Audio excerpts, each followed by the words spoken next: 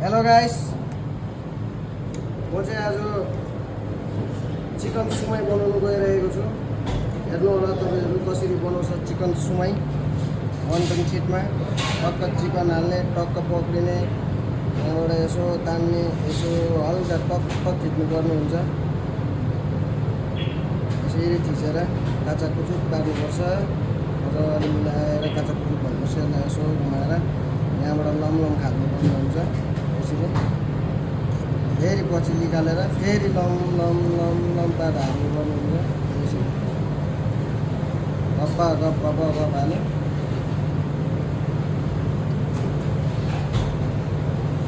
हल्का खाँदियो, टुप्पोलाई हल्का सानो गऱ्यो, मुनिलाई अलिक ठुलो पाऱ्यो। मुनि मिन्स चाकपट्टिको चाहिँ अलिकति ठुलो हुनुपर्छ मुनिको, माथि टाउकोपट्टि चाहिँ अलिकति पातला हुन्छ। यस्तो गऱ्यो, क्यारटमा हाल्यो, निकाल्यो, यसो गऱ्यो, मजाले मिलाउनुपर्छ। यसरी टाउकोपट्टि सानो, चाकपट्टि ठुलो बनाउनुपर्छ। अनि टक्क यहाँ राख्दाखेरि हेर्नुहोस् कस्तो लाग्यो। राम्रो लागेमा लाइक, कमेन्ट, सेयर गरिदिनु होला। बाई।